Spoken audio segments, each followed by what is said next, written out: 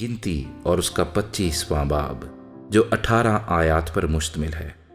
اور اسرائیلی شتیم میں رہتے تھے اور لوگوں نے موابی عورتوں کے ساتھ حرام کاری شروع کر دی، کیونکہ وہ عورتیں ان لوگوں کو اپنے دیوتاؤں کی قربانیوں میں آنے کی دعوت دیتی تھیں، اور یہ لوگ جا کر کھاتے اور ان کے دیوتاؤں کو سجدہ کرتے تھے۔ یوں اسرائیلی بال فغور کو پوجنے لگے۔ تب خداوند کا قہر بنی اسرائیل پر بھڑکا، اور خداوند نے موسیٰ سے کہا، قوم کے سب سرداروں کو پکڑ کر خداوند کے حضور دھوپ میں ٹانگ دے، تاکہ خداوند کا شدید قہر اسرائیل پر سے ٹل جائے۔ سو موسیٰ نے بنی اسرائیل کے حاکموں سے کہا کہ تمہارے جو آدمی بال فغور کی پوجا کرنے لگے ہیں ان کو قتل کر ڈالو۔ اور جب بنی اسرائیل کی جماعت خیمہ اجتماع کے دروازے پر رو رہی تھی تو ایک اسرائیلی موسیٰ اور تمام لوگوں کی آنکھوں کے سامنے ایک مدیانی عورت کو اپنے ساتھ اپنے بھائیوں کے پاس لے آیا۔ جب فنہاس بن الیعزر بن ہارون کاہن نے یہ دیکھا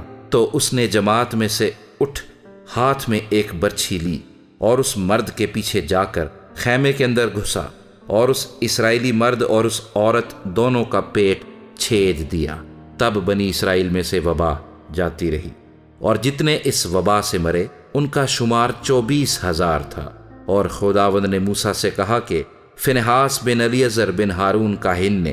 میرے قہر کو بنی اسرائیل پر سے ہٹایا، کیونکہ ان کے بیچ اسے میرے لیے غیرت آئی، اسی لیے میں نے بنی اسرائیل کو اپنی غیرت کے جوش میں نابود نہیں کیا۔ سو تو کہہ دے کہ میں نے اس سے اپنا صلح کا عہد باندھا، اور وہ اس کے لیے اور اس کے بعد اس کی نسل کے لیے کہانت کا دائمی عہد ہوگا، کیونکہ وہ اپنے خدا کے لیے غیرت مند ہوا، اور اس نے بنی اسرائیل کے لیے کفارہ دیا۔ اور اس اسرائیلی مرد کا نام جو اس مدیانی عورت کے ساتھ مارا گیا زمری تھا، جو سلو کا بیٹا اور شمعون کے قبیلے کے ایک آبائی خاندان کا سردار تھا۔ اور جو مدیانی عورت ماری گئی اس کا نام کسبی تھا، وہ سور کی بیٹی تھی جو مدیان میں ایک آبائی خاندان کے لوگوں کا سردار تھا۔ اور خداوند نے موسیٰ سے کہا کہ مدیانیوں کو ستانا اور ان کو مارنا، کیونکہ وہ تم کو اپنے مکر کے دام میں پھنسا کر ستاتے ہیں، جیسا فغور کے معاملے میں ہوا